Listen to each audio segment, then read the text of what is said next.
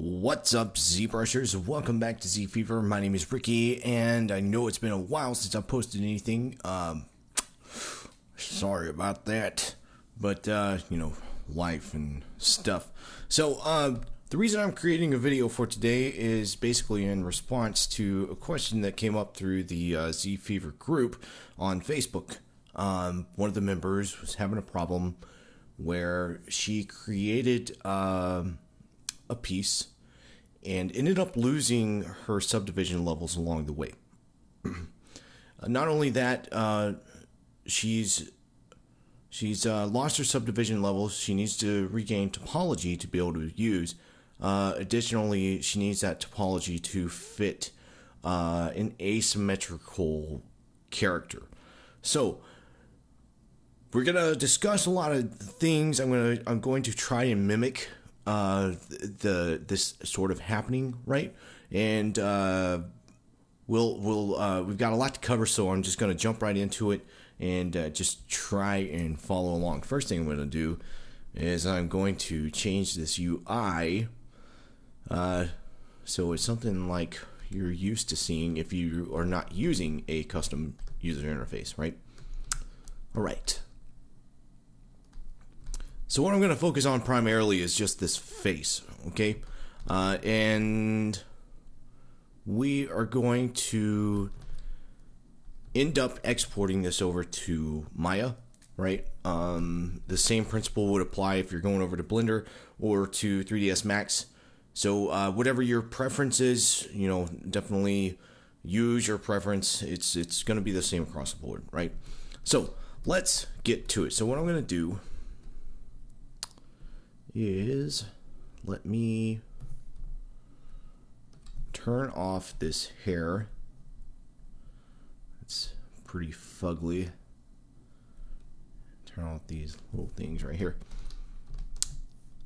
And what I want to do is, if I have, the first thing I want to do, if I've ever lost subdivision levels, right? And I know that I had them at some point, right?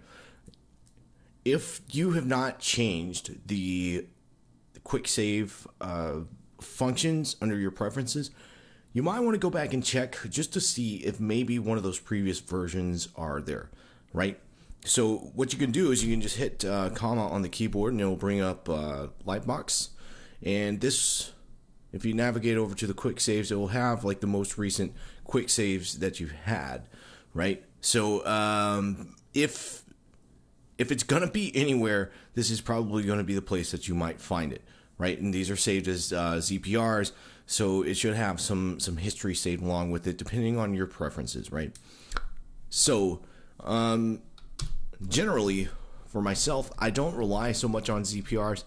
My workflow mostly is just saving multiple versions of subtools. The reason being is that ZPRs can get pretty heavy as far as memory, and it's easier for me to just save multiple versions of things along the way, and it ends up I've run into problems where I've had ZPRs just get corrupted, and so in order for my own personal satisfaction or security while working, right, I want to make sure that I'm saving multiple versions, right? And so that's just my own workaround based on my own experience. Okay, so we need some topology, and we don't want to destroy the work that we've already done. Okay, so what I'm going to do, if I'm going to try and recreate topology, the first thing I'm going to do is I'm going to duplicate the sculpture that I've been working on, right? And I'm just going to go through and solo this out. I'm just going to have a look at this. I'm going to hit Control W on the keyboard just to make it all one poly group. And what I'm going to do is I'm going to end up using the ZRemesher. But before I do that, I want to set some parameters. So what I'm going to do is I'm going to head over to the ZRemesher guides, right? And I'm going to set where I would like the topology to flow. Okay, now based on experience. Sometimes it gives you the results that you want, other times it doesn't. So we will find out how well this works. I'm just going to set some very basic lines. I'm not going to go too crazy with it. You know, use your own discretion in what works for you. But what I'm going to do is I'm basically going to try and simulate what I should expect to be present on good animation topology, right? And you want things to flow a certain way so that they deform correctly. So I'm going to create that. That's not great, but it'll be fine. And then I'm going to make one that's just kind of a mask.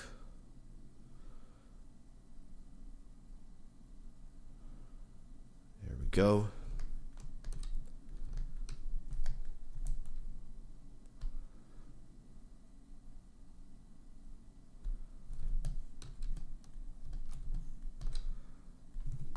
Make one around the lips. Bring it to the corner. And then bring it down.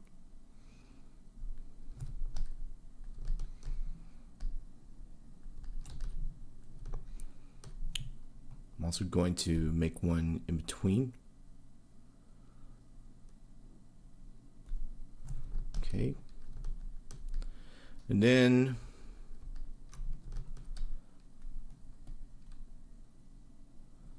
let's see, which way do I want to go?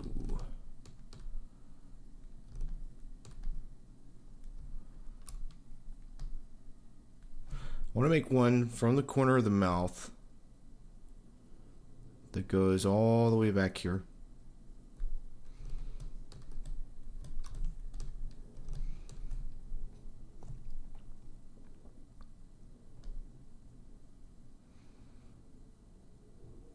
And I'm going to make one that goes all the way down here.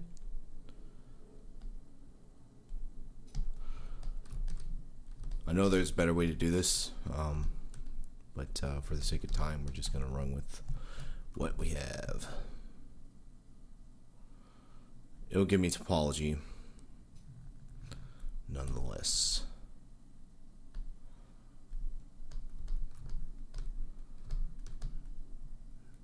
I'm going to take this from the corner of the eye.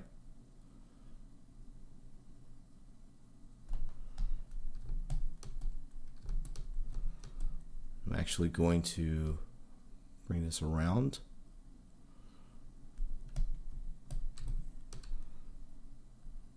And down. Right? And then I'm going to set a few loops around the neck.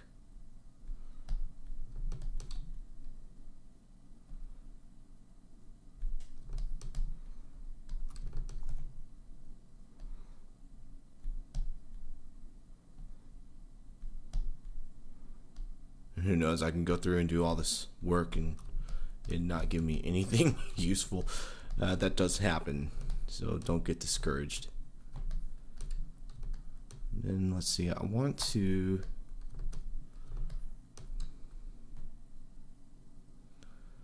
make one that goes straight up here.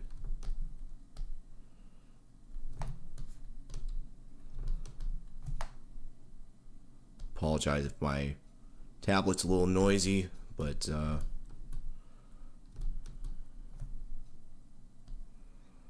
is what it is. I'm going to bring this one straight down.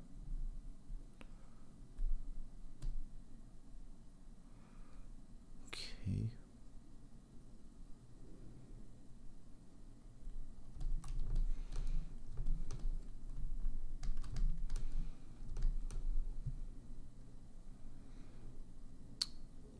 Continue this down. It's probably not the best place to go.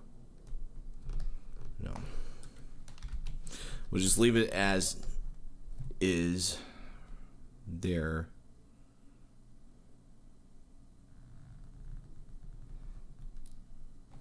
That's not good. Where'd you go? Do not be afraid to use Control-Z. And I'm not even going to bother with the ears. Really, I just want to get some kind of topology going. I'll also put here for these nostrils. I guess I could put something here.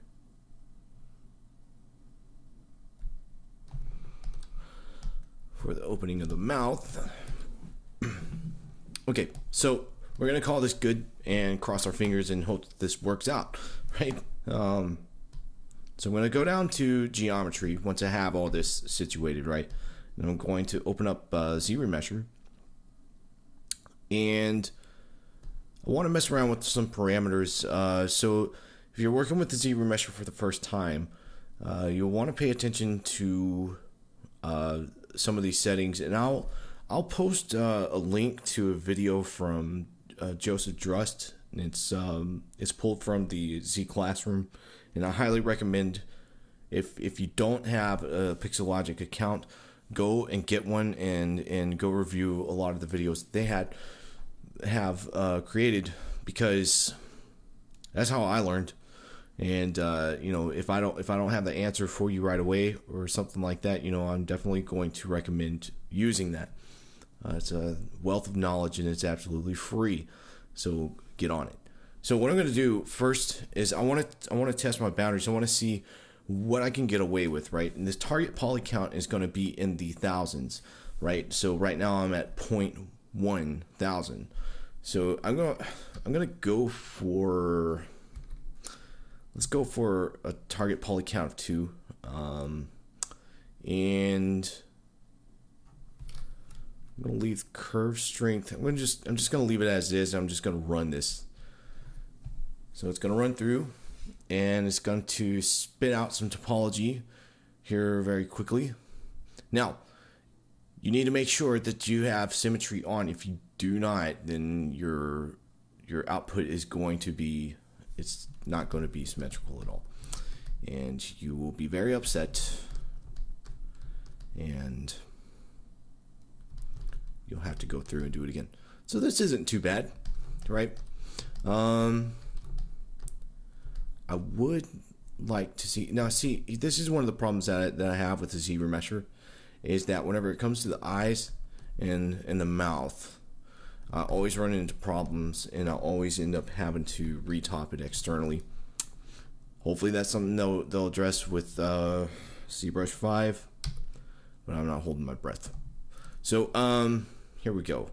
I'm going to drop it down to 1000 and just see how that fares.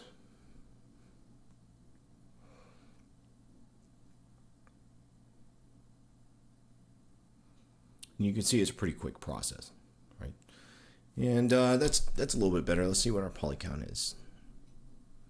3230. That's not bad at all. So I'm just gonna use this, and we're gonna work with it. Okay. Okay. So something to mention before we go too much further is if you've been working on a Dynamesh sculpt, and you've been working out of symmetry, you're going to run into a problem whenever you go to ZRemesh. And the problem is that if you're ZRemeshing out of symmetry, you're not going to get symmetrical results, which could be a problem if you are wanting to animate something later on down the line. So just watch out for that. So what I mean is that if I have symmetry turned off, it's going to give me a different result. But if I have symmetry turned on, and say whenever I go to do ZRemesher, and this character happens to be missing an ear on this side that I'm hovering over right now, what will happen is it's going to assume that you want this piece to be completely symmetrical across the x-axis, right? So because this ear over here on the left side is there, it will automatically complete the symmetry on the other side, and you might not get the results that you want. And the reason I bring that up is because the group member that brought this up, she has a sculpt that is asymmetrical. It's some sort of character that's missing an ear, right? So what I'm going to do is I'm going to try and duplicate how I would go about that process, right? If that's the case, you want to work with that asymmetrical piece probably after you've established some good topology to be able to handle it, right? So what we're going to do is I'm going to try and I'm basically going to chop off part of this ear, and we're going to work with it. But the first thing that I want to do is get some things cleaned up a little bit, right? So what I'm going to do is I'm going to get rid of some of this topology here that I just do not need. So let's see. I'm actually going to use the Z modeler for this. And I'm just going to come through and I'm going to say I want to delete by poly loop. Okay, and I'm just going to delete that poly loop. And then I'm going to do an auto groups. So I'm going to come down to poly groups, and I'm going to say auto groups. And then what I'm going to do is I'm going to do a delete polygroup all and get rid of that, because I'm not going to need it for this specific piece. I could probably actually go up a little bit further, but it's just going to make things easier for me whenever I go to project some detail here in a moment. Wow. Okay. Now we can see. All right. So I'm going to turn off Solo, and she looks kind of crazy right now. And we're going to do some projection. All right. So let's see. Let's try and make a mistake here. So what I'm going to do is I'm just going to leave things as they are, and I'm going to say I want to project all. And I'm just going to leave the default settings, project all. It's going to ask me, do you want to retain the polypaint data? And I'm going to say yes, because I don't want to have to go back and redo all this stuff. Now let me go back and solo this out. And you're going to see something here. You're going to see that it's picked up some of the detail from those eyeballs, right? So you want to make sure that you have whatever you want to be projected on that piece is not is the only thing visible, right? So and let me add a piece in here. I'm going to add this ring 3D, right? And I guess it's residing inside of her head. Or not, because I had solo on. There we go. So what I'm going to do is I'm just going to move this into place.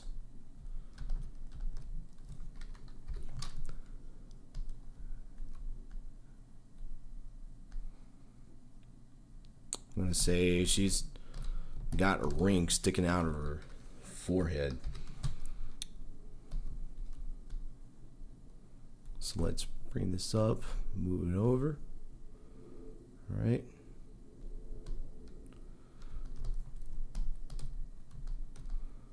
Should be good.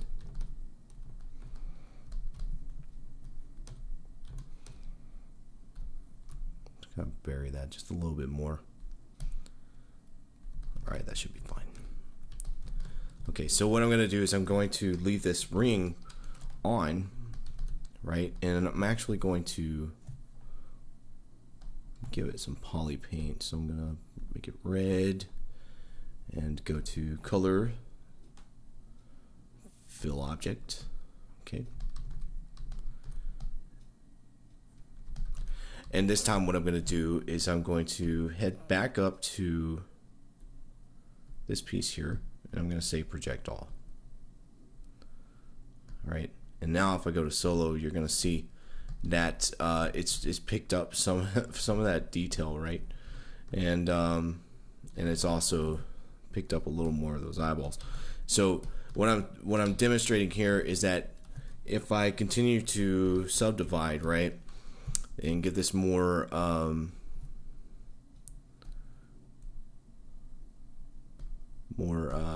topological information to use, it's going to continue to pull this information. And in fact, what I'm going to do is I'm going to set this distance a little further, do a projection, and now you'll see that the topology is actually being affected, right? So, see, look at this. It's crazy. What I'm getting at with this is to be mindful of what it is that you are trying to project. So if you don't want a ring sticking out of her forehead because it wasn't supposed to be there, make sure you turn it off. Okay? So now what I'm going to do is I'm going to go back and I'm actually just going to do the projection that I needed to do. I'm going to set the projection distance at, say, 0.2. Yes. Okay. And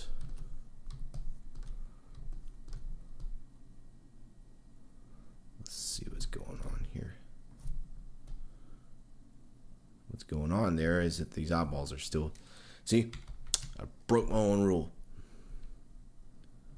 Turn you off, turn you off. Project. There we go. Hey, amazing. And so here's how you should proceed with this. Once you have your base, right, you're going to want to go through and you're going to project, and then you're going to subdivide. Project, subdivide. So I've projected once, I'm going to subdivide. I'm going to project again. Subdivide. Project again. Subdivide. I'm going to project once more. Right? Now it's going to be a little bit jagged because it's pulling from this dynameshed piece that's below it, right, or above it. And you can see once I get close, it's not perfectly clean, but that's neither here nor there for this purpose. All right, so I've got this, and now I want to start considering the asymmetrical piece that I want to work with. So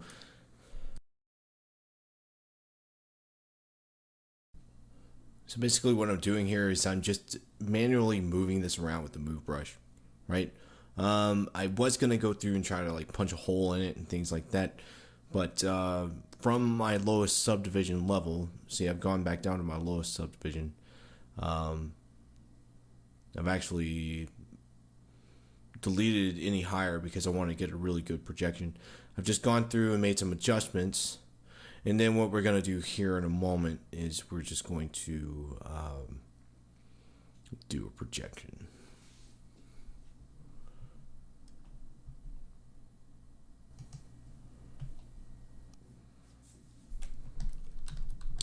Now I'm going to go through and I'm just going to project, but what I'm going to do is I'm going to mask the area off that I don't want to be projected to.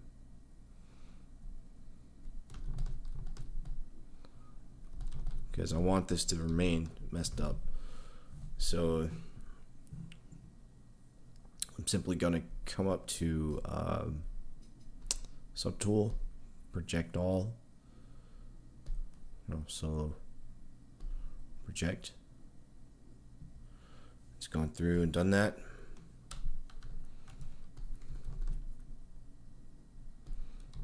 And each time I'm going to have to, each time I subdivide, I'm going to have to go through and I'm going to have to do this. Sucks, but is what it is. Grab my lasso. There we go. Project. Okay, clear it, subdivide, mask, project, clear it, subdivide one more time, project. There we go. Okay, so we've gone through, we've done some editing to this object, right? Removed a portion of its ear, edited it down, made it somewhat asymmetrical, and now we need to start considering what are we going to do to get this out of ZBrush. How am I going to get this out to Max, Maya, wherever we're going to go? Well, you have a few options. You can export your high poly and your low poly and go through and kind of do the same process we've already done, or you can just follow along. We'll get you there doing this. So what I'm going to do is I'm going to be using this Z plugin palette, so I'm going to just dock this over. We're going to be working with the UV master. Okay, so I'm going to open this up.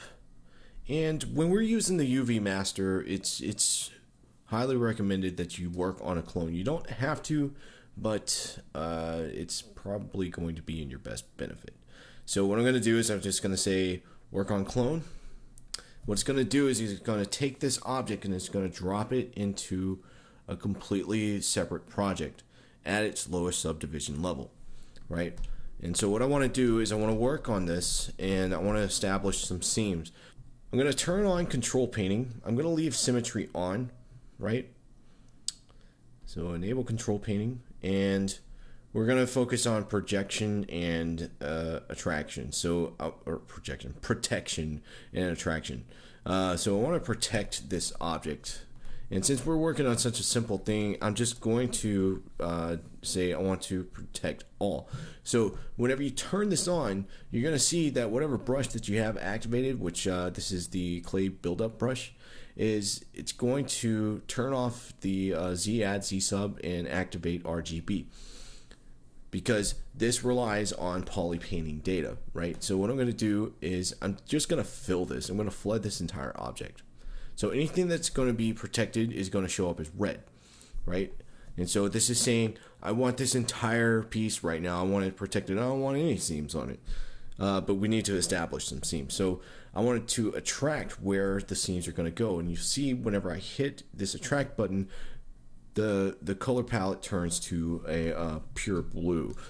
Okay, so I'm going to turn symmetry on for this. And I'm just going to draw, just going to paint a seam out. I'm just going to go straight down, right? Straight down from the top of the scalp to the back of the head. And actually probably drop that size down just to make sure I don't get anything crazy. There we go. Just make sure I don't have anything on the front. All right, and so once I have this, then I'm simply going to hit this unwrap button. So I'm going to say unwrap, boom. Now I can check my seams, see where my seams ended up, and we'll see that I have a seam that's running straight down the back of the head. And then I can turn on flatten, and you'll see that it got ironed out pretty good. So I'm going to unflatten this. I'm going to turn off check seams. You don't have to, but I'm doing it out of habit. And what I want to do is I want to copy these UVs. So I'm going to copy, and then I'm going to come back over to our original project, and I'm going to paste these UVs. Okay, and it's going to go through and it's going to say I'm updating subdivision geometry, which it's already done. And then the last thing you want to do, just to double check, is you want to come down to this UV map, right? And check to make sure that this morph UV is available. If it's not available, you don't have UVs, okay? So the way to check, say if you're importing a model from 3ds Max or Maya or wherever you're bringing it in from, if you want to find out if this thing has UVs, just come down, scroll down to UV map, check and see whether or not UV morph UV is available. So I'm going to hit that, and you'll see she does this little dance. and she adds UVs. Okay, you can also set your map size and all that cool stuff. Now, the next thing we need to do is we need to consider what we're going to do for exporting this, right? We're going to need some textures.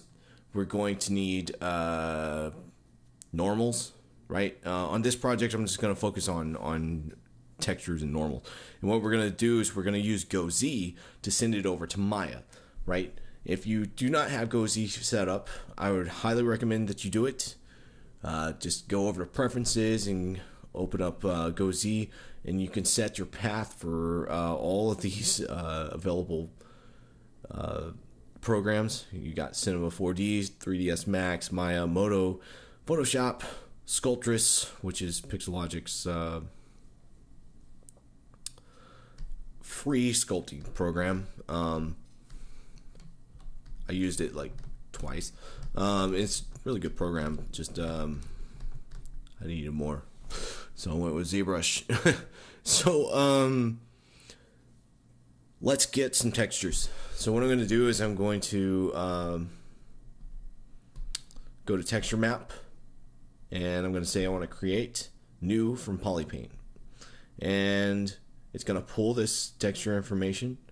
And if I want to save these textures out, I need to get them over into the texture palette. So what I want to do is clone this texture, right? And then if I open up the texture palette, this texture will be here. Now, if I'm exporting this to Maya or Max, I'm going to need to flip these vertically, right? Not horizontally, vertically. So I'm going to flip it, and then whenever I'm done, I'll go through and export it. I'm not going to export it because I'm just going to use GoZ. Then what I want to do is I want to get some normals, because that's normal. Oh, sorry. So in order to get normals, if you're going to get normals or displacement maps, you're going to want to pull those from the lowest subdivision level. So I'm going to hit Shift D, get down to my lowest subdivision level. I'm going to say create normal map, and there's a normal map. I'm going to clone this. This is also in the texture palette. Flipped it. And then what are we going to do? We are going to send this over to Maya. So I want to just do a check. Make sure everything's cozy, right? And I'm going to say GoZ. And you're going to see all these crazy things happen. You just saw a lot of stuff. And what it's going to do, I already have Maya open. If you don't have Maya open, then it will it'll open it up for you. And the first thing I'm going to do is I'm going to work with this mesh display. So I'm going to soften my edges, right? And you can actually affect that out of ZBrush, right? But you'll see that I've sent this over, and it's right there. You know, everything's here. My model with a standard blend put into place. I can go through it, can control a few things. Specularity, you know, do I want it to be ultra white? How do I want the fall off to be? Soften that up, you know, all that cool stuff. So I can already start editing this here inside of Maya. Let me adjust something here.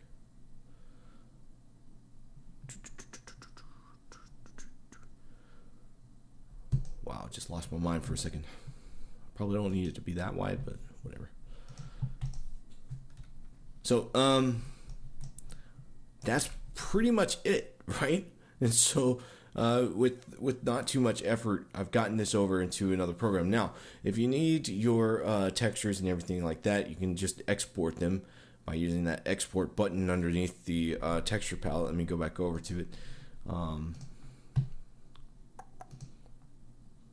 Apologize if I'm killing your ears with my mouse movements, but you just use this export texture, and it'll send it out. You can save it as a PSD, and you know, go through, do your texture editing, and you know, apply them manually, right?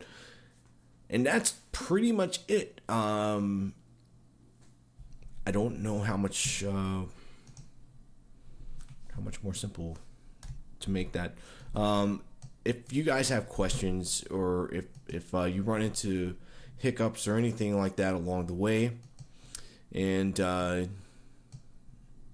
just want to get some answers, then feel free to hit me up on the ZFever group, or anybody else up there. There are a lot of really cool guys up there that are willing to share their knowledge, which is really cool, and a lot of really great work that's been posted up there. So if you're new, first of all, definitely subscribe. Also, head over to the ZFever group, get involved. Let's see, I wanted to bring something else up. Oh yeah, so here's Z Classroom, pixelogic.com. Make sure that you subscribe to this because you will get lots of information. Additionally, you may or may not be aware of it, but the ZBrush Summit is coming up in September, so definitely pay attention. September 30th through October 2nd. There we go. So definitely stay tuned to that because I'm curious about what is going to be announced out there. It's been some time since 4R7 was released, and I have a feeling that, well, I don't want to get my hopes up too much, but I have a feeling that they might surprise us with ZBrush 5. I'm crossing my fingers, but, we'll find out. So, I hope this has been helpful. If you have further questions, definitely reach out. Thanks for sticking around, and happy ZBrushing. Take care, guys.